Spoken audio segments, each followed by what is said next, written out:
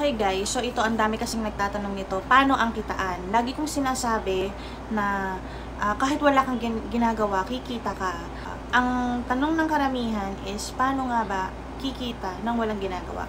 Of course, ang number one advice is for you to do your own. Like for example, to sell the products, mag-recruit ka ng mga tao, everything, you have to study the company and all the product itself para mas malaki ang kita, meaning you are also exerting effort. Yun kasi ang pinaka-advisable sa lahat. But I am proposing to each and everyone na dahil hindi ka masalita, marami kang hindi kayang gawin. Lagi kong sinasabi na akong bahala, lalagyan kita ng tao. Nako-convince kasi ang tao sa isang negosyo in a way na you are letting them feel and giving promises, not false promises, na you are going to help them. How? Paano kikita?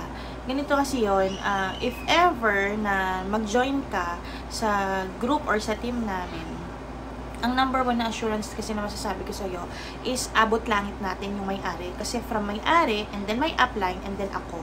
Hindi ka nag-join sa baguhan. Nag-join ka, ako baguhan, pero ang upline natin is kaibigan mismo ng may-ari ng company.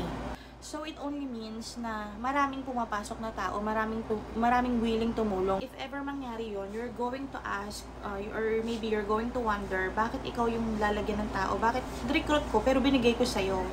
Kasi, under kita, whether you like it or not, nasa baba kita, parte ka ng katawan ko, parte ka ng katawan ng matibay na pundasyon ng upline natin, which is yung kaibigan nga mismo ng may-ari ng company. Ang hirap kasi kapag nag-join ka sa isang business, pero hindi mo alam kung stable, hindi mo alam kung kanino kakakapit. Ito kasi, a lot of people are going to help us. There are a lot of assurance. So, kapag nilagyan ka ng tao sa baba, hindi ka nagre-recruit, yung iba masipag, saan namin ilalagay yun para maging maganda yung itsura ng structure ng business? Eh, di ba sa'yo? Pero, hindi namin sinasabi na kailangan mong maging tamad. Kailangan mo ding tulungan yung sarili mo. Just like me, I heard a lot of promises from my uplines, which is ginagawa naman nila kasi binibigyan nila ako ng tao. Pero marami kasi silang tinutulungan, hindi lang ako. So, I also help myself. I am recruiting. Dito ako nag-focus para maging successful sa business at mabigyan ko rin yung tao na nasa baba ko. Be very thankful kung ang upline mo is focusing on recruitment because mabibigyan ka ng tao. Hindi lang siya, what if yung nilagay sa'yo? Sobrang sipag. Under mo yun. So, sinong nag-work para sa'yo? Ikaw ba? But also, again, you have to help yourself. So, I'm gonna show you how it's going to happen. Watch this. Okay, so ito siya guys. Let's assume that this is how the picture looks like. We're going to discuss two topics. Number one is kung ano ang difference ng one account sa 15 accounts. And then the next one is paano nga ba nangyayari ang kitaan? Paano siya nag-multiply at paano natin makakamtan yung financial freedom na sinasabi na whether we like it or not or whenever we are sleeping, ang pera is pasok na ng pasok. So, assuming na ikaw ito, let's say you only have one account at the moment. Pretend that you don't have 2, 3, 4, 5, 6, 7, 8, 9, 11, 12, 14. Let's pretend that you only have one. So, this account is worth 8,999. Let's say, you are expecting na, ay, sabi ni after ng April, magbibigay siya sa akin ng tao. Okay, let's say after a week, I already gave you number 2 and number 3. Ang kita po dyan is 1,800 kasi nag-pair siya. But, let's say, gusto mo mag-exert ng effort, ayaw mong umasa ng matagal kay upline mo, hindi ka na nakapaghintay. So, yung number 2 and number 3 is your direct downline or direct prospect. Ipinasok natin siya. Once na nag-pair, right and left, 1,800 siya. Bukod pa yung 700 and 700. Kasi, kapag galing to sa akin, kapag binigay ko to sa'yo, ang kikitain mo lang is ito. Saan yung 700? Of course, that's mine because I gave it to you. Can you see the difference kapag yung halimbawa is ikaw ang gumawa nito, malaki yung kita niya, 1,800 plus 1,400 and that's 3,200 for only 2 persons. Right. Okay, so let's assume na itong si number 3 nag-invite tapos hindi mo naman siya kilala. number 6 and number 7 sa kanya. Yung 700 sa kanya. Another 700 sa kanya. Since nag-pair siya, that's pairing bonus. 6 and 7, then they're going to receive another 1,800. But then, we are talking about the importance of 15 accounts. Ito siya. Alam ko na ang 134,985 kasi ang value ng 15 accounts kapag nagpa-member ka ng 1 to 15, wala kasi akong extra paper, so let's pretend na yung mga sinulat ko is wala. Kasi yung dinidiscuss natin kanina is 1 account only. So at the moment, we're going to discuss 15 accounts. Let's assume na nagpa-member ka ng 15. Ang worth ng 15 accounts po is 134,985. Sa pagpapamember mo ng 15 na yan, meron kagad babalik sa'yo na income. And that is 44,900 na balik kita. That's from you. I mean, that's from yours already, from your 15. We actually call this 1 to 15 accounts as perfect account. So, that's 44,900 balik sa'yo. 134,000 na pinuhunan mo, 985, less 44,900 na balik kita, ang babawiin mo na lang is 94,800. Mahirap madali. Siyempre, madali. Kasi, yung worth of products na meron ka sa 15 accounts mo is already 225,000 pesos. Gusto mo siyang ma-dispose agad. You sold it for the amount of 94,800 only. Kasi, it's your own decision. You have the freedom to decide if you want to sell it in a long period of time para makabenta ka ng 225,000. And then, you have the other option on your own. Kung gusto mo siyang ibenta ng mura, and then that's, let's say, nabenta mo siya ng 94,800, then bawi ka na. That's it. So, I was talking about a perfect account. 1 to 15. Ang upline, nangako, bibigyan ka ng tao. Binigyan ka ng isa dito, wala kang kinita. Another 2 weeks gone by, binigyan ka ng another one here. So, nagkaroon ka ng 1.8. Inabot ka ng 2 weeks, let's say, para kumita ng 1.8 in just one account. Again, that's for one account. But, see, let's just list it here. This is only for one account. But, if you have the perfect account, and that's what we call 15, binigyan ka. Paki-disregard na lang yung mga tao na yan kasi sample lang yan. Binigyan ka ni apply ng number 16. And then another one, number 17. Magkano ang kita niyan? 1.8. Kumita to ng 1.8. And then nagpunta siya sa taas, marami siyang tatamaan. Magkano kikitain niya? That's already 4,000 plus. And then here, nilagyan ka ulit ni upline. Bukod dun sa 1.8 na nag-pair dito, another pair dito, si number 16 at si number 31. That's another 1.8. And then nagbanggaan na naman, that's 4,000 plus. Can you imagine when your upline gave you already 3 people? Compared to only one account. It's like a business. It's like Henry C. Marami siyang branches ng SM. Ang first branch niya is from Quiapo. And imagine that Henry C is only generating 1 million. That's only a sample figure. 1 million pesos a month. And then, marami siyang naging branch. Let's say, naging 15. Ano ba ang pagkakaiba kapag maraming branches tayo? Di ba mas maraming kita? Ayun yung tinatawag natin law of investment. The more you invest, the more you earn. Diba? Ito, sa tatlong to pa lang, magkano na yung kikitain natin? That's more than 1,800 sa 2 weeks na ibinigay sa'yo ng upline mo na dadalawang tao lang naman, same tao lang din naman yung binigay sa'yo. Eh what if sinipag ka or masipag ka, nalagay mo yung 30, 29, 28, 27, 26, 27, 40, did you know that when you add 16 people as your downline, you're going to earn 99,400. Bukod pa yung 44,900 na balik kita sa'yo. Eh, ang binabawi mo lang naman, 94,800. Magkano ang kinita mo? That's 5,000 plus. 5,000 plus, hindi mo pa to nabebenta. Nasa iyo pa ang products. Hindi mo siya pinansin. Whether you like it or not, 134,985 na puno mo tong 16, bawi na, kumita ka na, balik 44,900 sa'yo, kumita ka na agad ng 5,000 pesos, balik puhunan. So that's what we call financial freedom. Wala ka nang ginagawa, pasok na ng pasok ng pera. See? That's the difference ng 1 account sa 15 accounts. Eh, si 28, ang daming na-recruit. Si ganito, si ganyan, maraming na-recruit. Yun ang pag-uusapan natin sa susunod. Hope I made it clear. So, yun nga, that's the difference between 1 account and then the perfect 15 accounts.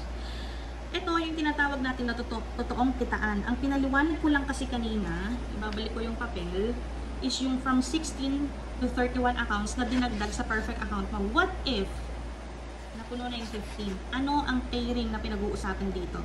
Kasi di ba kapag nasa taas, ito yung pair, ito yung pair, ito yung pair, ito yung pair. Dito, kapag napuno mo na itong 1 to 16 sa ilalim ng 15 accounts mo, we're only talking about numbers and not pairs. This is how it goes. Meron tayong division sa gitna. Your right side is the color green. Can you see that? Lahat in green. Let's assume na lahat ito is may tao. Wala lang kasi akong figure. At pasensya na sa insekto kasi naka-flash ako. And then, on our left side, ito siya. Hati siya sa gitna, puno na siya kasi sa'yo lahat yan. And this is your mother account. Ito, napuno na rin i-apply mo, tapos tinulungan mo pa siya kaya mabilis natapos. Si number 16, nag-recruit. Nag-alok din ng 15 accounts. That's 15. Si number 17 mo, masipag. Meron na siyang 20. Merong pattern dito. Umabot ng 20 accounts. Si number 18, si number 19, tamad. Si 27, si 21 tamad na naman, tamad din. Si number 22, 15. Si number 23, 3. Ano ang total ng nasa right side mo? Before anything else, the reason why I am telling you that this is right side and left side kasi hindi siya yung pag nakaharap ka, ito yung left, ito yung right. Mas nakakalito kasi yon. Yung parang you are facing the camera and then literally this is your left and then this is your right. Para mas madali nyo maintindihan tsaka pag i-explain ng mga appliance. Okay, going back. Ito yung mga meron ka sa right side mo. Total of 60. Okay? Ito, mamaya natin pag-uusapan. At saka itong nasa baba na ito, mamaya natin pag-uusapan. And then sa left mo, si number 24, meron ng 8 sa baba. I don't care how the figure looks like, kung paano siya naglabo-labo at kung paano naging 8. Number 25, tamad. Number 26, number 1. Number 26, naka-isa. Number 27, iisa pa lang din. 28, wala. 29, naka-5. 30, wala. 31, wala. Ito ha, alisin mo na. Kaya siya naka-red kasi mamaya ko siya ipapaliwanag. Alisin muna natin siya. So, ang total nito, 8, 9, 10 is 15. Okay? So, 60 and 15. That's the total, right? So, ang pairing kasi, kapag nasa ilalim na ng 16 na taong ito, is not tapatan, hindi tapatan na ganun. By numbers. 60 to, 15 yun. I don't care kung anong itsura niyan. I also don't care kung anong itsura ng kabila. Eh, naka-15 ka nga dito eh. Tapos dito, 60. So, ilan ang nagpares? 15 ito, 15 itong mga nandito, itong mga to, 15, tapos 15 nito. Diba? Kung tutusin ang kapares ng 16, itong si number 16 is ni number 24, so dapat si number 24 maka-15 din. No, it's not like that. Napakadali ng kita. Kasi we're talking about the numbers. Kahit nandito ka, nagbale-balentong pa yan at nag-total ng 15, and then ito is naka-15 na din, then that's 1,800 times 15. That's 27,000 pesos already. Wala kang ginawa, sila ang nag-recruit, si downline, si upline mo na nandito sa dulo kasi binigyan ito, binigyan yan, binigyan to, kanino napunta? Sa'yo. Ganun siyang kabilis. Eh, nainganyo ka. I mean, tinulungan mo tong si number 31 kasi hindi pa niya alam ang products. Ikaw, nag-aral ka, pinag-aralan mo na yung products. Naglatag kayo, pinresentan mo ng produkto ng company, nagustuhan, ang galing mong magsalita, napatunayan mo lahat. Kasi meron ka ng result eh. Nag-work na yung 15 accounts mo ng ganong kabilis eh. Nag-pay in to ng 15. Eh diba nag-less na tayo dito ng 15 kasi ipinaris na siya dito sa 15 na to. So, ito kasi wala na rin, kasi ito wala na rin kasi nga kinita mo na. Ito ang tinatawag natin na strong side kasi may nakatenga ka na natitira dito, which is how many? 60 less 15, that's 45. 45 accounts left na naghahanap ng kapares niya doon sa kabila. Ito, nag-15 accounts. So, 15 times 15 pairs times 1,800. Ito siya, ang kapares niya is ito na. Yung basta kung alin man dyan, or let's say ito, kunin natin dyan. So, may natin talaga bang 27 tsaka 3, that's 30. So, 15, 15, that's pairs. Again, it's not about the figure na mag-pair ng ganun, mag-pair ng ganun, mag-pair ng ganun. No, it's about the numbers. Kung saan man siya nakapwesto, as long as same sila ng total, then ayun ang dami ng pares natin. So, again, 15, 15, that's 27,000 pesos. Eh, what if dinirect mo to? Sa'yo nang galing. Pero binigay mo lang kay number 31. Kasi nga, close friend kayo. So, pagkano ang direct bonus mo? That's 10,500. So, 27,000. Bakit ko sinabi na 10,500 siya? Ang computation kasi niya is 700, that's 700 times 15 kasi yon, na ikaw ang nag-recruit, binigay mo lang kay 31 kasi nga close friend mo at nangako ka. So that's 10,500 para sa iyo.